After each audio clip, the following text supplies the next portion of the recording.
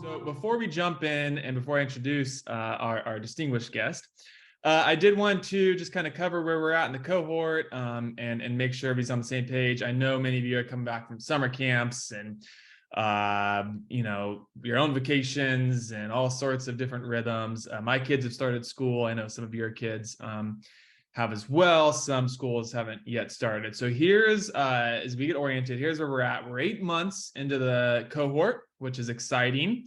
And we've got about 4 months to go. So our May summit was the last time that we were all together. It was 3 months ago, which is wild. And we asked you to do 3 things. We asked you to continue listening, continue experimenting. And then we asked you to develop your top 3 goals in your church transformation plan. So we don't expect these things to be done. We expect you to continue listening, continue experimenting. Some of you have done the assessment, church-wide assessment. Some of you haven't. Some of you have been really good about listening. Some of you are making plans to listen. That's okay. Wherever you're at, you're right where you need to be. And today is a great day to kind of re-engage and get started and move forward. We know some of you have stalled over the summer. Some of you may be frustrated as you have hit pretty serious roadblocks. We're going to be talking a lot about that, especially at the next summit. And then in September, you're going to do coaching groups, and you're going to be able to talk through some of those things with your coach and with the other point leaders in your group. So as we kind of, exercise our fingers here a little bit, I want you to chat this in. What is one experiment you tried this summer that was a success? All right. One experiment you tried this summer that was a success. Let's get some good, positive stories before we jump into the content. Listening, all right. That makes me really happy. Hi, Rayleigh, welcome. Anybody else try anything?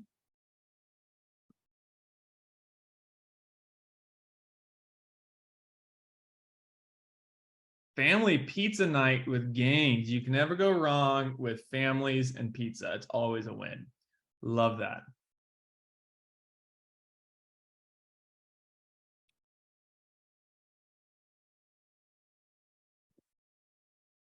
All right, well, go ahead and continue putting those in the chat because I think there will be ideas for others. A couple of town hall conversations that were moderately successful. You know what, Kevin? We celebrate moderately successful events. We celebrate all the little wins. It's great.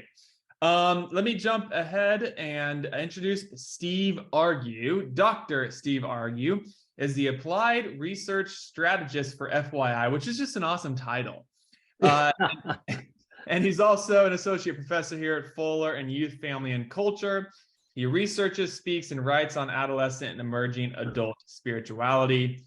He was a pastor on the lead team at Mars Hill Bible Church in Grand Rapids. He coaches, trains church leaders and volunteers, and he has been invested in youth ministry conversation for over 20 years. I took this from the FYI site.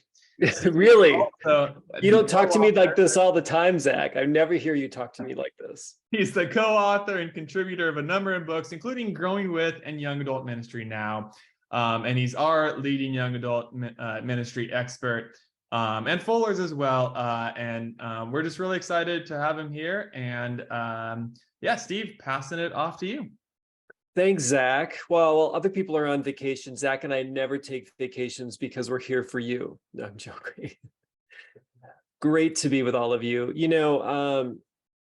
I think that Zach is gracious to say my bio a little bit, but I think most times we just do that to make speakers feel better. The reality is I think what's most important for me to tell you all is, I'm with you. Like, I've been in your shoes, like as a pastor, as a church leader. I'm trying to figure out how to care for people and recognizing the fact that sometimes it's really, really great. And sometimes it's really, really hard. And sometimes you can feel like you're going crazy because you're the only one that's maybe asking questions that you feel like are important, or you have hopes for things that sometimes work and sometimes don't. And it's really, really hard work. And yet you're here and you're investing and you're trying to bring about a little bit of change in your faith community because you love your people. And I think what Zach has mentioned, and I think what we try to talk a lot about at FYI is like, I mean, you're all our heroes, and like, you really can't fail with us. Like, I think what's important is trying and caring and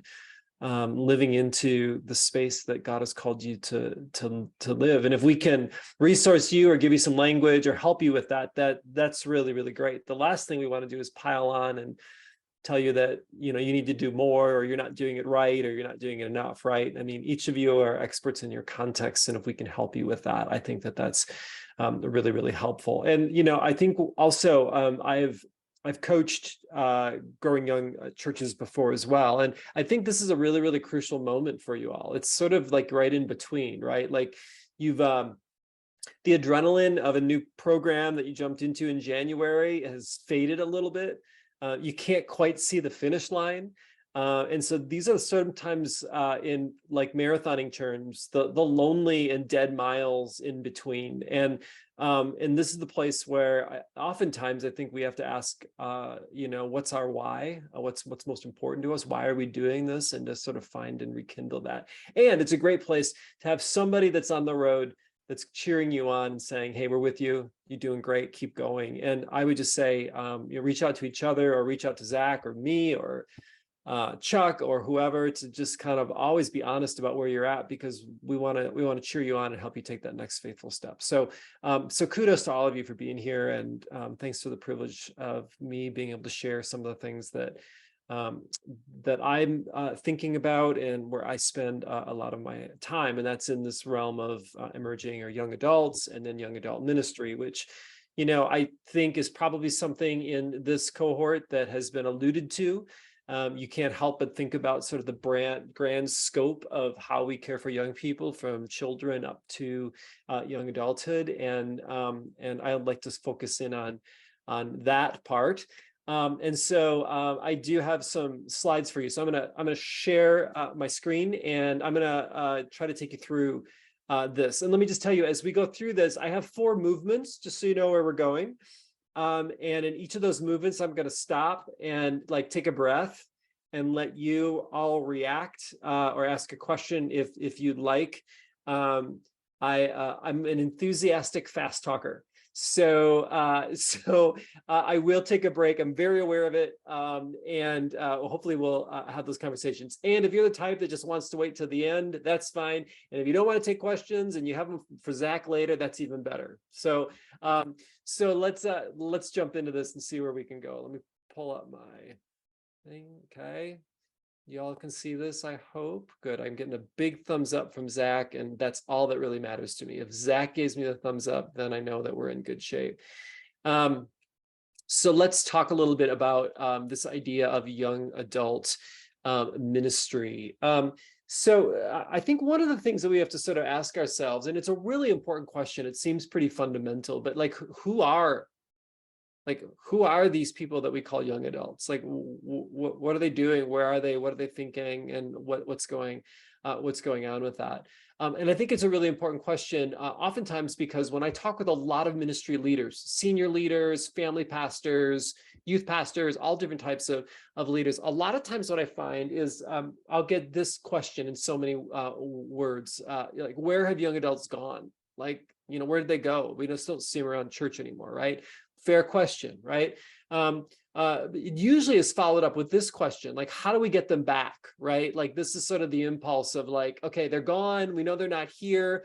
So what do we need to do to somehow like rekindle the fire, do something to bring them back? And what do we do with that?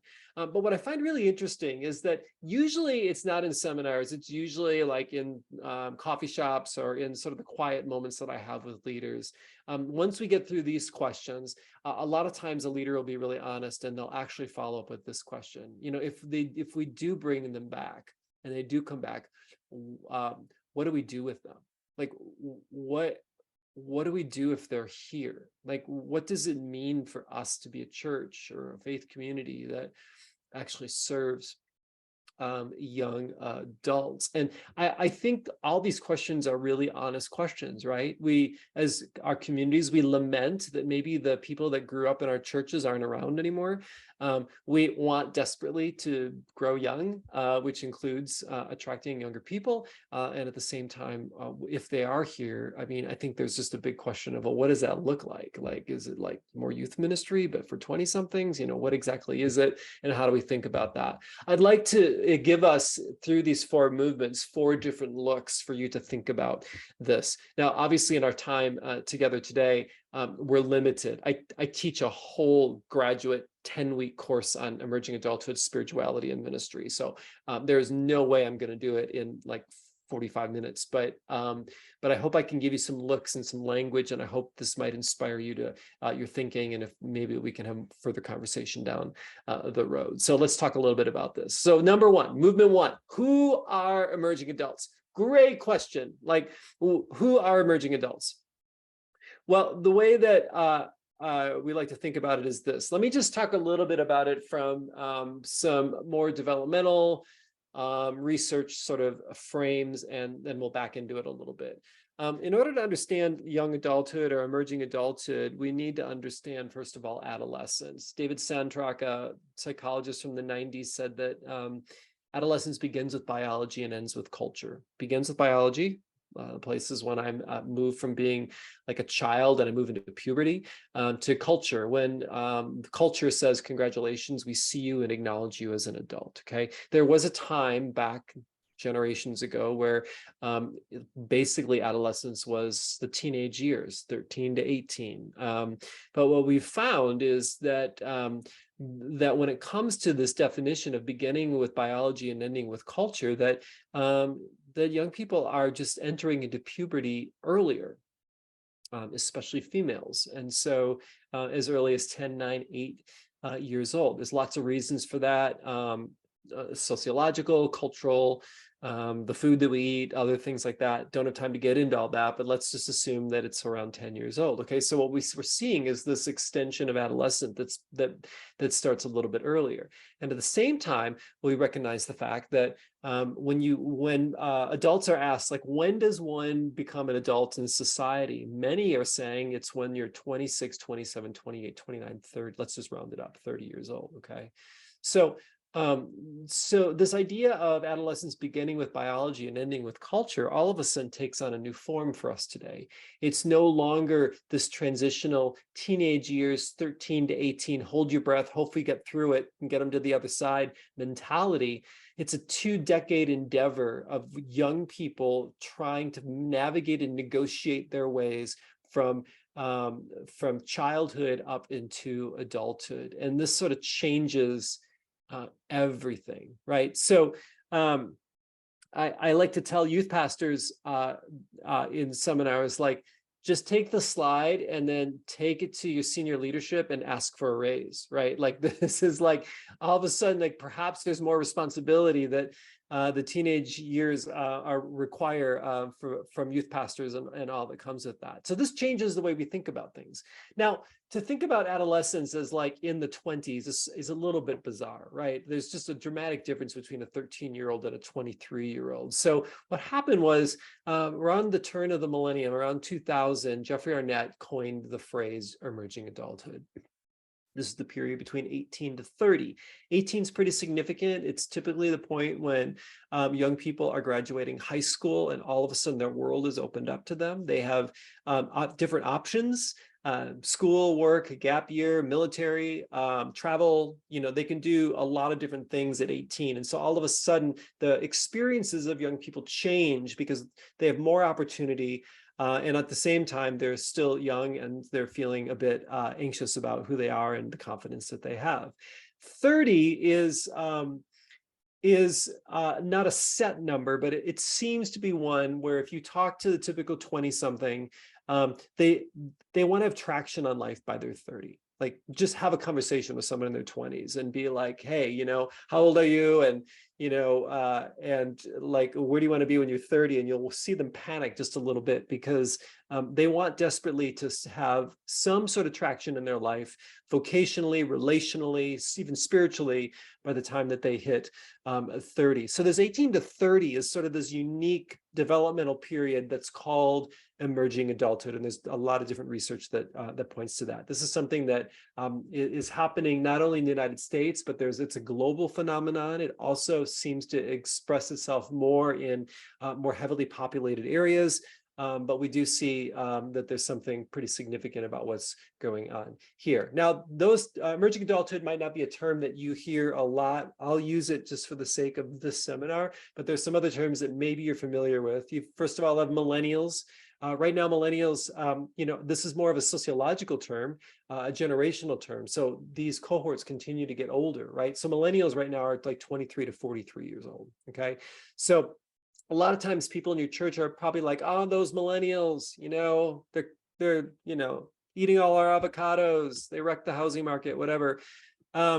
I mean, that's sometimes synonymous with young people. It isn't necessarily them thinking that these are predominantly 30-year-olds right now, right? So you just sort of have this really unique distinction of a group that's getting older along the way, and who's following them are the Gen Z, and right now they're about 10 to 23 years old, maybe 27. There's a little bit of debate about that, but basically these are the teenage years that are associated with that. You have the polars that are coming behind them. That's we'll be hearing more and more about them in the future.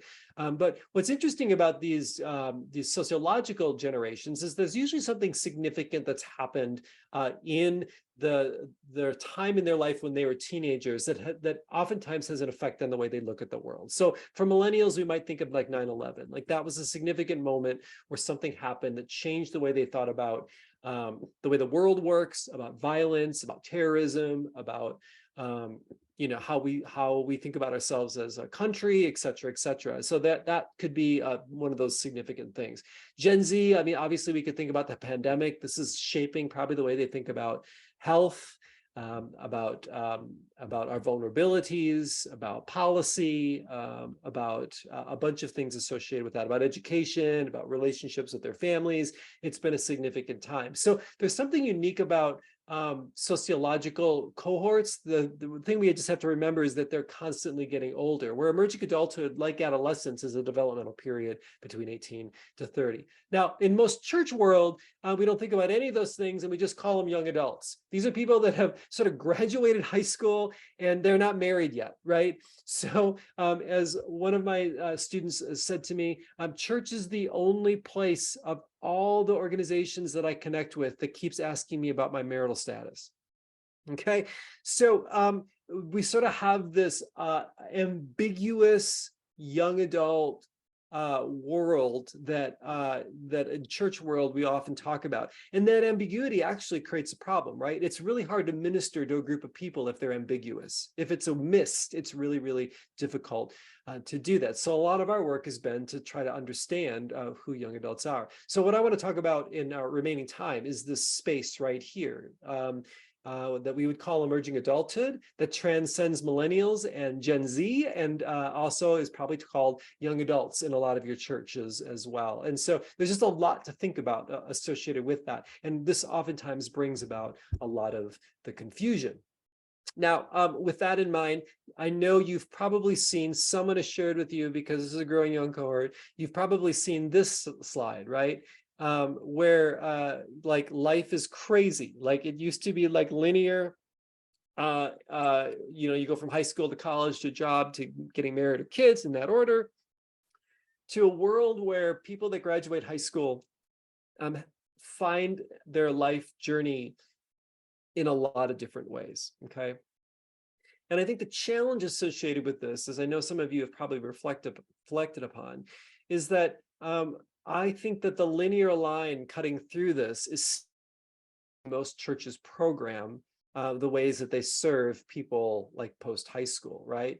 They assume that they're either going to college or getting a job. They assume they're eventually going to get married, and then they assume that they're going to have kids, and we'll just like bring them back into children's ministry, and we keep the machine going. But what do churches look like who serve young adults that do diverge from the linear line? There's more and more of them that are like that. So again, you have the ambiguity of who young adults are, and oftentimes a misunderstanding of the divergence and the multiple expressions of the way young adults are living their lives. And that's really important. We can't serve the people that we love and care about if we don't understand what's sort of going on in the trajectories of their lives. So if we were to just step back for a second, some of the ways that we've been thinking about this is that this period from 18 to 30 is expressed by the slide I just showed you, is a lot of times factored in because this is a decade that is often called the decade of transition. I am building my life, negotiating a lot of things, trying to figure out who I am and what I want to be about. And so this is the space where I'm actually trying to do that. And so this is not just one transition, though, it's actually particular transitions and a lot of them. So maybe one of the things to think about is like when your young adults like walk through the door, this is what's on their mind. I mean, a lot of things to think about, which again makes ministry really difficult because you just cannot cover their needs with like a 6-part sermon series. Like there's just so much going on here that they're negotiating that somehow we have to pay attention to. Not only are these topics important, but I think that as I've worked with churches, what I've discovered is this, is that typically in more of like an adult experience, we live lives that are filled with a sense of stability. And what I mean by stability is that we generally have control of our schedules. We map out how we live our days. Financially, we have a sense of security, or at least a consistent income, or all that comes with that. We have our secure relationships because we've developed them over the years. And so life looks like this for a lot of adults, where it's mostly stable.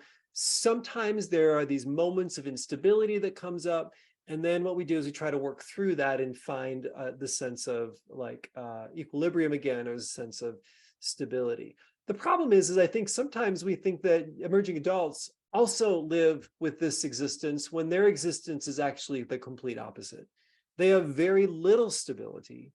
Most of their life is filled with instability. And at times there are these flashes of where they find stability again. And I think this becomes really important for us to understand.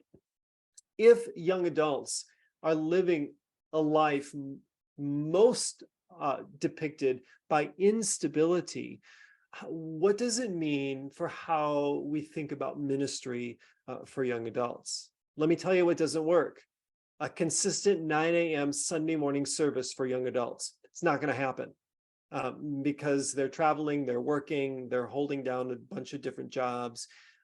It just doesn't necessarily work that way, right? So we can bemoan the fact that they don't show up at our regularly scheduled service every week, or we can be open to the fact that perhaps their lives of instability create a dynamic that's really difficult to be consistent in that way. It doesn't mean that they don't necessarily care about church. It's just that they can't connect with the stable schedules that adults have established for them. Okay. So if I could summarize this section, maybe one of the ways that we could think about emerging adult transitions and quests is this, is that those 18 to 29 move more than all the other age categories. So we just have a lot of like physical motion happening with young adults that's part of their lives. We also know that about 52% of them live at home with one of their parents. It's sometime in their 20s. There's a lot of different reasons for that, but there's this coming and going. And again, the instability often causes that to happen. Statistics and research shows that they'll hold 8.2 jobs between ages 18 and 32. That's a lot of jobs. they're gonna marry or have children later, again, for a lot of different reasons, and I think instability is one of them. And they're also less trusting of institutions, including religious ones. So this is not just an issue with churches, it's actually much broader than that, where this is becoming a challenge for us to think about as institutions. What does it mean for us to serve in a way that we can really help young adults? And so I think what emerging adults are asking is this question: who is my community when my home keeps changing and my presence is short-lived? If I show up at your church because I'm a college student and I'm just going to be there 2 years, I'm going to ask the question, is it worth investing in that community? Because I know that after that time, I'm probably going to move. And to be honest with you, I don't want to say goodbye. Too painful. So I'd rather just not show up and avoid that if all possible. Okay. Now, is that a great way of thinking? Well, I would say no. Like, I would say there's lots you can do in 2 years, but I can understand the thinking. If I think that my life is constantly coming and going, saying hello and goodbye is exhausting, and I need to know if it's worth it or not. Okay. So those are transitions. So here's some pro tips to think about. Just know that the lack of church attendance from young, emerging adults doesn't necessarily mean lack of spiritual interest. Just because they're showing up, it could be a logistical issue. It may not be like a philosophical or spiritual issue. Also, seek out young people where they are rather than judging them for they're not. Like the question that I had at the beginning, like, where are young people? Well, the follow-up question isn't like, how do we get them back? The follow-up question actually is, so where are they? Maybe we just need to find out where they are. And that would be really, really helpful. And then thirdly, recognize that the way we frame our challenges shapes our solutions, right? So if we think and we make judgments about young adults and the reasons that they're not showing up in our churches, the judgments that we make in them oftentimes inform the way that we actually think about ministry. If we are open to the fact that perhaps there are alternative reasons for the reason that emerging adults aren't showing up, it opens up the possibility to experiment with other ways for us to think about how we might be able to serve this population. And I really think that's hopeful, and we need that good news. One of the ways I like to think about this is, so this is a picture of a triathlon, and there between the swim and the bike and the run, there's something called these transition zones, right? This is the place where the athletes come in and they switch their gear and they keep going. There's usually a lot of people here that help them with the renegotiating their gear and sending them off again. And I was thinking about the fact that I think sometimes if I were to push this metaphor further, I sometimes think that churches think like they're the finish line of a triathlon. Like, come here, you've made it. Like that, this is the goal. But what if churches reimagine themselves as the exchange zones, where for young adults, for emerging adults, they're the spaces where emerging adults pull in, they're renegotiating some aspect of their life, job change, they just finished college, they're in a new relationship, they're trying to figure things out, and we help them re-equip for their lives and then send them out again saying, you go, you keep going, right? Like in some ways that seems like a better posture of what the church can be than thinking that we're always the finish line. And so I just love sort of thinking and reimagining maybe some of the images that we use when we think about our churches, because I think it then evokes different language when we talk about churches and the ways that people engage them. Okay, I'm gonna just stop there for a second. I told you I promised I would breathe. Does anybody want to offer a comment, like maybe something you like, or maybe a question that you have? And quite frankly, I can't see the chat right now, so if you wouldn't mind talking, that would really, really help me. Or Zach, if someone did chat, maybe you could just narrate for them.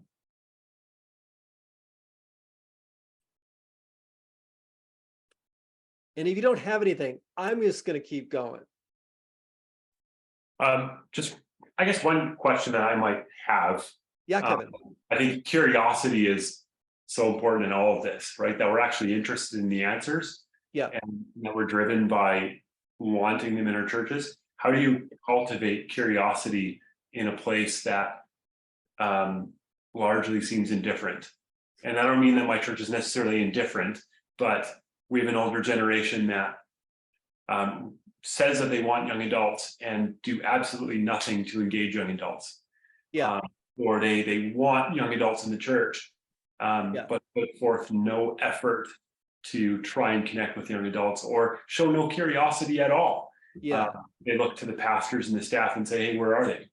Yeah. And having said in the past, like, yeah, where are they? That's a great question. What do you think? Yeah, right. It's a great question. I think that one of the challenges that we have in ministry sometimes is that when we talk about any population, whether it's senior citizens or emerging adults or young people, I think when we generalize populations, we never feel very moved to want to be curious about them, right? Like it's just this generic kind of blob, right?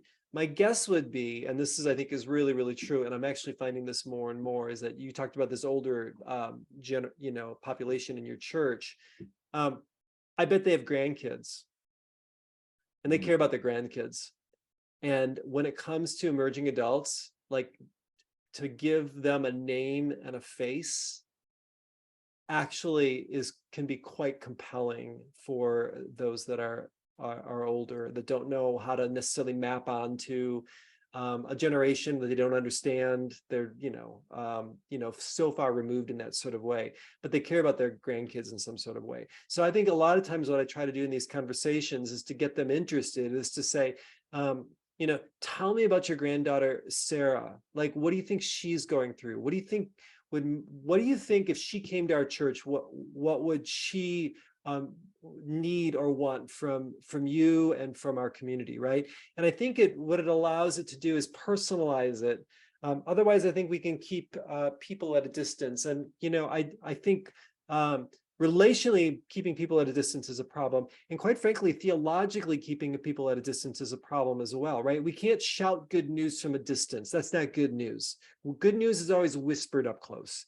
And so I think there's just some reframing that can happen to perhaps evoke an imagination and make young adults, emerging adults, give them a name and a face that can be really, really helpful. I know that doesn't necessarily solve your problem, and I'm going to actually talk a little bit about listening in this next section. I know you guys have done some of this, but I think we have to get away from generic talking. And we hear this all the time. I mean, this is sort of like the generational wars, right? Like, okay, boomer, or, the making fun of generations. Like, we know it's all tongue in cheek, but it actually really hurts. And it also just exudes a misunderstanding, because what we're doing is we're overgeneralizing everybody rather than seeing people for who they are. And we all want to be seen for who we are, right? So is that helpful?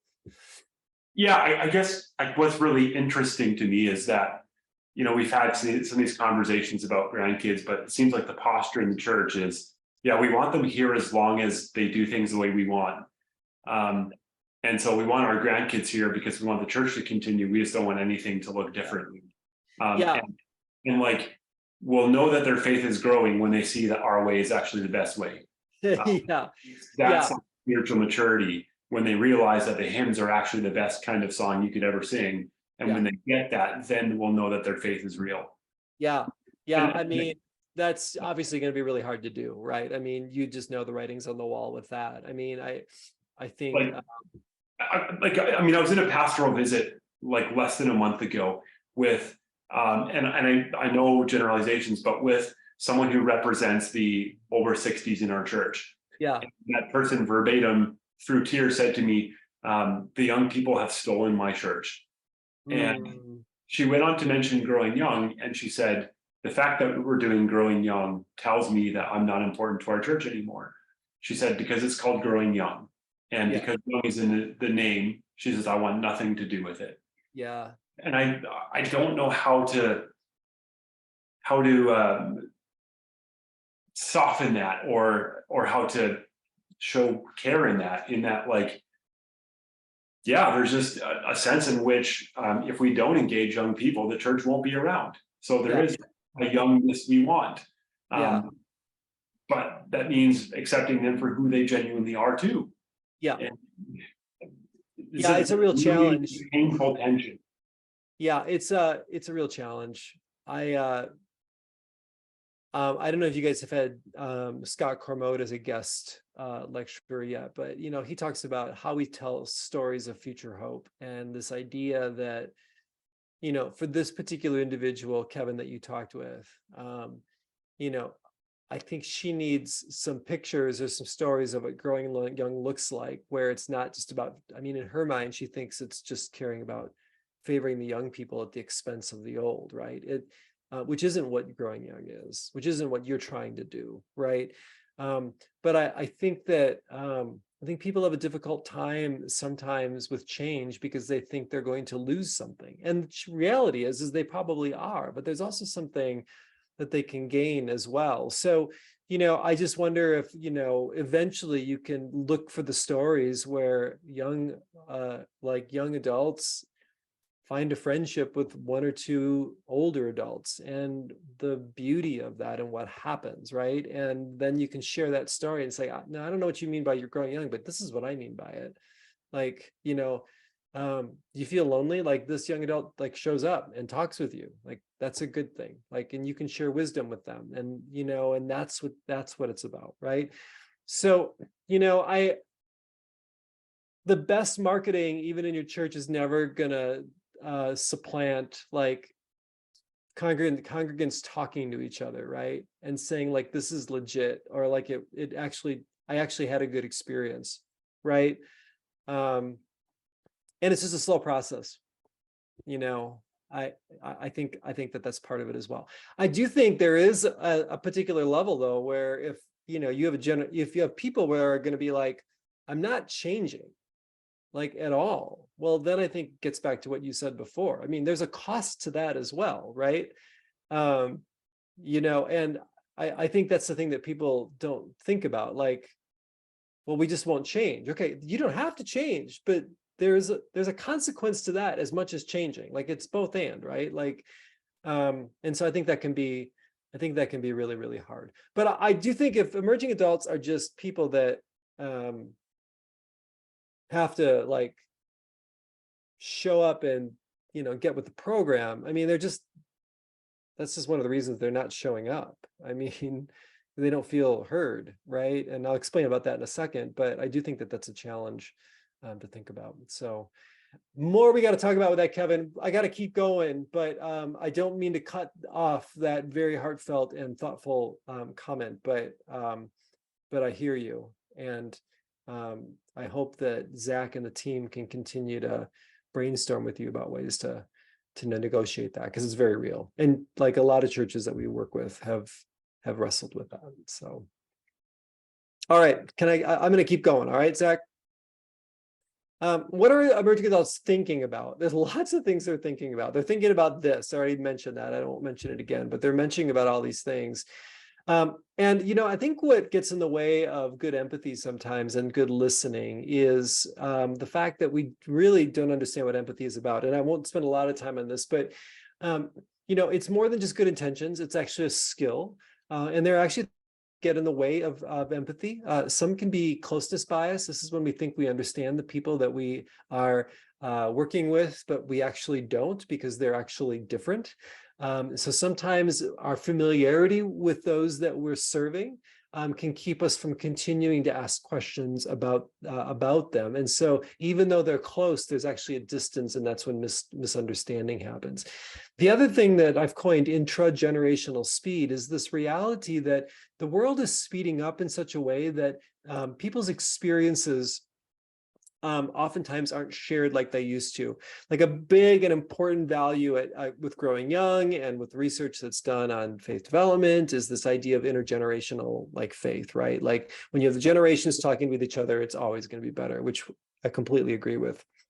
The reality is, though, is that because the world is speeding up, the overlapping of experiences between generations is becoming less and less. So what you have is one generation to the next has a hard time to say, I know what you're going through, or I've experienced that too. Now, there are some things that will always sort of overlap that way, but because of technology and other things, it really brings that apart. And, getting back a little bit, just thinking about what Kevin mentioned before, I think a lot of times when you have a grandparent generation that's looking at a younger generation, there's just less overlap and connection that's possible because their lives and worlds are so different. As a result, when that lack of connection is there, it's harder to connect. Now, the answer isn't, well, I guess we'll never connect. The answer is we have to work harder to find places of commonality and conversation. And so when that begins to happen, that's when like we can really hope to have this idea of empathy and understanding. And you guys are very familiar with identity, belonging, and purpose, which is a really key thing with FYI. Really quickly, there's something unique about young adults that I want to mention to this. With emerging adults, identity is asking this question of who am I, but maybe a way to think about it is they're trying to harmonize multiple identities.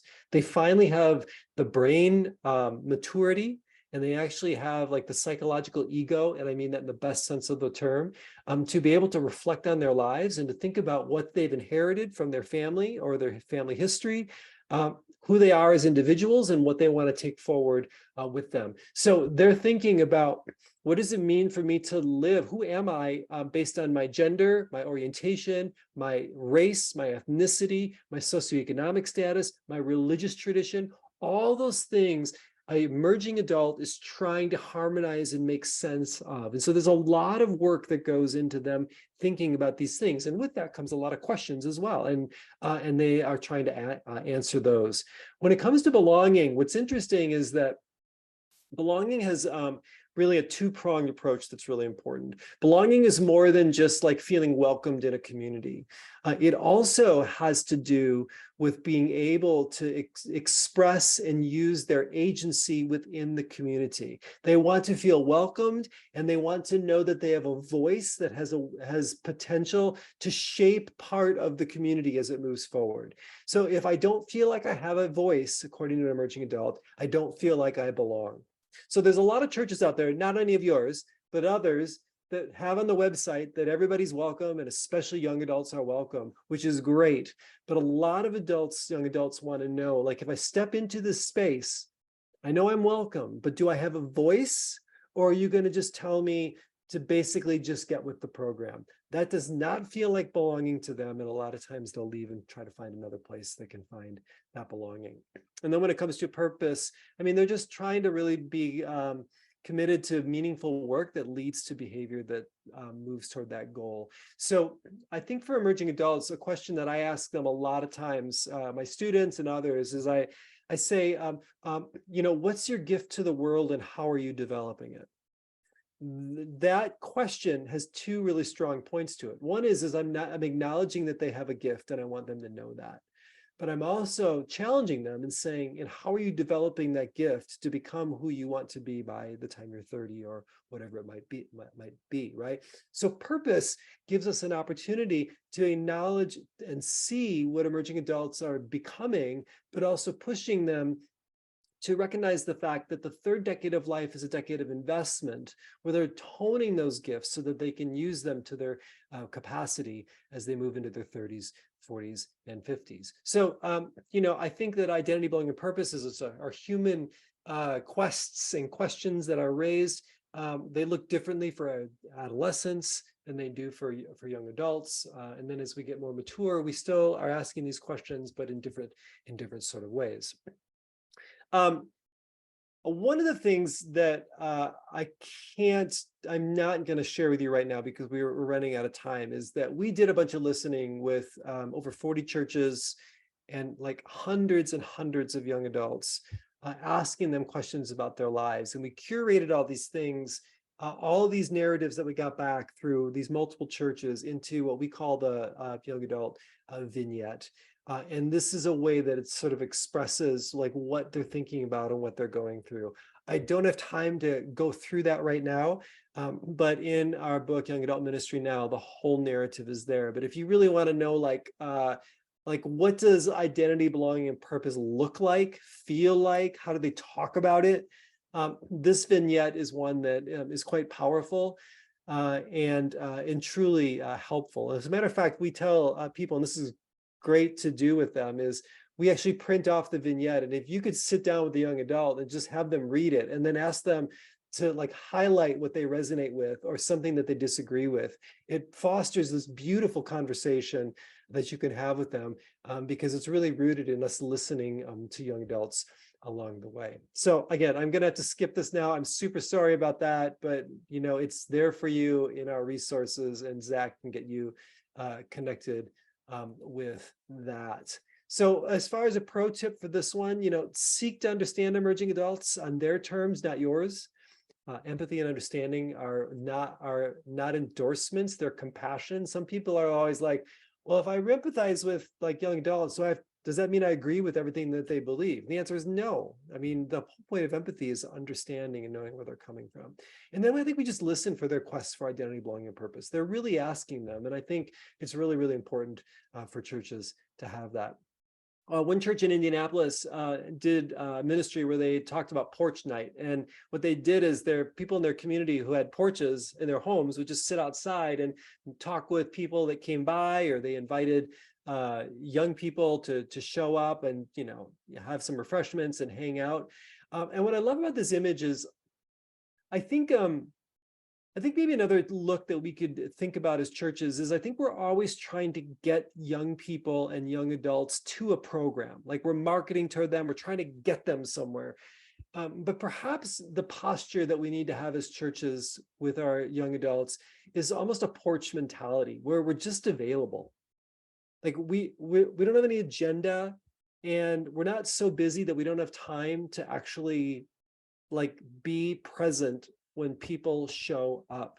And I'm not saying that you have to do this exactly, but my point is that I think this porch mentality is a posture and an image that I think can be really, really helpful, especially for emerging adults who just live on different schedules. They're going to show up at different times, but if they know there's a space that they could show up and that someone's going to be available or around, that's really good news to them. And so I love that image, and I think it's something for us to think about. Where are emerging adults spiritually? One of the ways that we think about spirituality is this idea of the fact that faith is not just a noun. It's not just something I have. It's actually something that becomes. It's growing, changing, becoming. And so we talk about this idea of faithing. I didn't come up with that word. It comes from James Fowler and Cheryl Dallas Parks. They talk about this idea of faithing as more like a verb. And when we think about faithing in that way, we recognize the fact that it has to change and move over time, because that's the way basically our faith formation works. We know that theologically, we know that developmentally. Now, what's interesting is I find that in some churches, the idea of faithing is sort of addressed in this way. Let's think about like this continuum as like children up to like adulthood. Okay, the arrow has been consistent throughout the slides. What we do is we oftentimes front load our ministry efforts, where we sort of are thinking about children's ministry and maybe youth ministry, where what we want to do is we want to gas up the kids with Jesus and hope that they'll make it all the way to adulthood, where then they want spirituality for their kids, and then they've made it, right? So a lot of times this is sort of the mentality. And a lot of times there's blame that's put this way as well. Well, the reasons that 20-somethings aren't going to church is because really it's the fault of the youth ministry for not doing a good job, or this is really unfair to children's ministry, it's really the fault of the children's ministry for not setting them up and right in the first place. So you see what happens there? We sort of push the blame earlier and earlier in development, somehow thinking that if we just did it better earlier, we don't have to, we wouldn't be where we are now. Okay. Another thing that's really unhealthy is that sometimes I've just seen churches give up on emerging adults. They're like, yeah, we kind of lost that generation, so we're just going to start over. Like, let's just try it again. Let's start with the children's ministry and we'll let that generation go and we'll try it again, right? No. That's faith. We're thinking of faith in that way, like a noun, like somehow we deposit Jesus and the gospel and it's going to make it all the way till we grow. The reality is that faithing is more like this and resourcing is more like this, where in many ways, the work that we do with younger people in their development is, it's pretty simplistic when they're young, right? They just want to know that they're loved and that Jesus loves them and that they can love Jesus back, right? But over time, as life gets more complicated, as they're developing their own thinking and experiences, they're wondering if their faith can keep up with their increasingly complex world. And it's in these spaces where I think the church can be such a resource to teenagers and emerging adults, for us to be there for them, to say, yeah, you got new questions. Your faith is morphing, changing, becoming. Yes, you are questioning what has been inherited to you as you make your faith your own. Yes. So instead of abandoning emerging adults when they need us the most, maybe that's actually the place where we can actually bring more attention and resource. Now, granted, this is what I'm passionate about, so I'm obviously going to promote it this way, but it's sort of an interesting thing to think about. I'm not saying with this slide that we give up on children's ministry. In some ways, it would just be nice if there wasn't a gradual either way and it was just straight all the way across, but I'm just being really dramatic here for effect, right? Not only that, we know that faithing and doubting has intellectual, emotional, and relational component to it. So when an emerging adult is working through something, it's not just an intellectual problem that they have. Sometimes it's a relational problem that they're working through with their faith community. And sometimes it's deeply emotional, where they feel guilt and shame and they don't know what to do with it, right? So faith and faithing becomes more and more complex, where it needs more of our attention rather than less as people are getting older. So, I guess the way I think about spiritual transitions and quests is that emerging adults' faith journeys are negotiating new information and experiences, and that's what happens. We know that 29% of Americans and 35% of younger millennials or emerging adults identify as nones. You've probably heard that word. Nones just means that they are not affiliated with a denomination. We have to remember that most nones still believe in God, that most of them are theists. So even though there's a disconnection from church a lot of times, emerging adults generally are still theists and believe in God, which I think is important for us to understand. And I think what emerging adults need is guides who aren't afraid of their faith and doubt journeys, right? So the question I mentioned already, how does my faith and my faithing keep up with my increasingly complex world? That's the question emerging adults are answered. And they want to know who's going to join them in that journey. So really quick, let's treat faith as a language we speak fluently. I think that requires practice and grace. I think one of the things that happens a lot of times is we only think about faith as sort of depositing facts and figures, rather than it's something that we have to continually encourage our families and our communities to talk with each other about, so that faith is a language that's fluent rather than an awkward set of definitions and terms that don't fit anywhere in real life, but only in church, right? I think we invite belief and doubt and answers and questions. All of those are part of the process. I'm going to talk more about that in the book. And then also, I would just say that note that your reaction to others' faithing and doubting is likely more about your own faith than theirs, right? Kevin, just getting back to your example for a second, my compassionate side for your senior citizens, your senior saints, are in some ways they're working through their own faithing challenge right now. They don't want to have to think about a new dynamic in their life, and an emerging adult is a threat to that.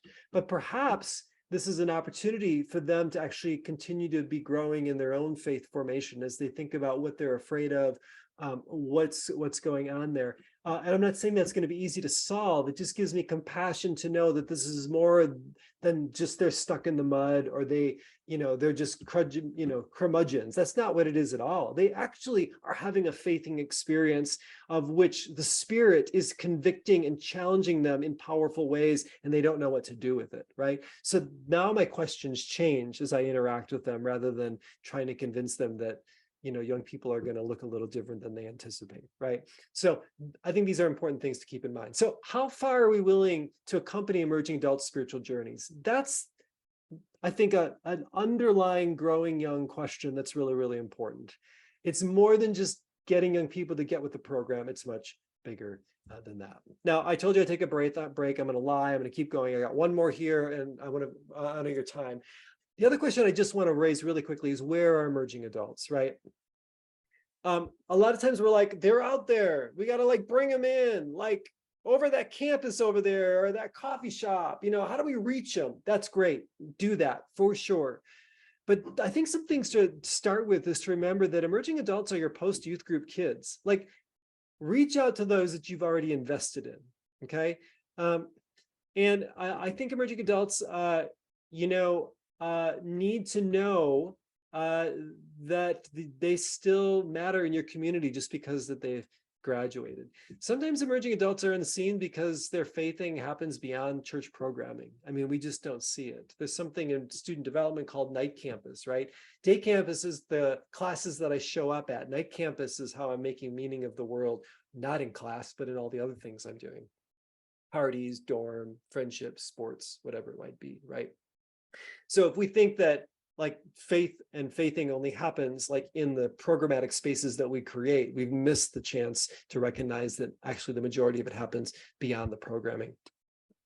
Also, shout out to youth pastors out there. A lot of times youth leaders pick up the slack with little support. They've had relationship with their high school kids. The kids graduate. The only connection that they have anymore with the church is their youth pastor, their youth leader. But the church doesn't see that the youth leader is actually now not only doing the ministry of youth ministry for teenagers, but is picking up more and more of the graduates along the way. If we don't resource and provide support, we're going to burn out our youth pastors simply because that they're the connection with a lot of emerging adults. Also, most emerging adults and young adult ministries have little or no budget or job descriptions for leaders. We surveyed a bunch of churches and we asked them, like, do you have a job description of someone that's in charge of young adult ministry, whether it's volunteered or paid? The majority of them did not have any job description. So if you don't have a job description of what someone is doing to help emerging adults, that certainly is going to create a problem if you're actually trying to serve them in some sort of way. So that's just something to keep in mind. Emerging adults are also on your church staff. You do not have to look any further than your church staff or maybe some of your volunteers in your church to find that there are emerging adults there. And they are trying to seek and make sense of their own lives. They are trying to do ministry, and at the same time, they're working through their own faithing trajectory. One of the best things that you can do is not just give feedback to your emerging adult staff members about the work that they're doing, but actually ask them about the life that they're living. Hey, what's going on? Where are you growing? What's a big struggle for you right now? Everybody doubts. Do you have any doubts about some things? I do too. Can we talk about that? What's it like to do ministry and at the same time try to figure it all out? You know, a lot of them will say, I feel guilty. I feel like I'm a sham. I don't know what to do with the fact that I'm trying to like be faithful to this message, but at the same time I'm doubting it, right? So there's a lot of things that are going on there that need support. And so just because they're in the church doing church work doesn't mean they're not working through that. And they're desperate for help in this area. Believe me, I've actually done focus groups on this, okay? That's all I can say about that. Remember that emerging adults are still connected to your parents. The funny thing about emerging adulthood is that it doesn't just affect individuals, but it affects family systems. Kara Powell and I wrote a book called Growing With the purpose of actually recognizing and trying to help churches realize that just because your kids graduated high school doesn't mean that parenting ends, and parents still need help from churches as well. I won't say more than that because of time, but you can go to growingwithbook.com for a bunch of free stuff. And if you want, you can get the book as well. And so here I just would say, you know, as church, I think to remember, like, what do your budget and job descriptions tell you about your young or emerging adult ministry vision? An interesting question to think about down the road. How will you support your emerging adult staff? How much you support parents? And I guess I would just say also, like, one of the things that we say a lot at FYI is like the older person goes first. Like, if we're waiting for emerging adults to ask us for help or to make a change, I think we just need to realize the fact that we have more stability and more resource to, in some ways, to engage the conversations, to reach out to them, to provide opportunity to get feedback from them. And if we can open ourselves up and have that sort of posture, I think you'll find a group of people, of young people, of emerging adults that actually are pretty open and responsive to wanting to make it work if they're given the chance to do that. So I am going to just stop there right at the top of the hour. But Zach, I don't know. I think we're done, but I don't know if there's time for any questions. I'm willing to stick around for a few minutes if you'd like, but sorry for the fast sprint at the end, but I hope it was helpful and it's recorded. So Thank you so very much, Steve. I just put in Young Adult Ministry Now, which there's a little bit of overlap, but a lot of what you heard goes beyond the book. And so there's a lot of connections within Young Adult Ministry Now to Growing Young in that book. So make sure and check that out. We do have a few minutes for questions if anybody wants to stay on, maybe 1 or 2 questions for those of you that have time. yeah. And if you got to go, I totally respect that as well. But thank you. Before you go, thank you. Bless you. Keep doing what you're doing. May you perpetually know God's grace and peace.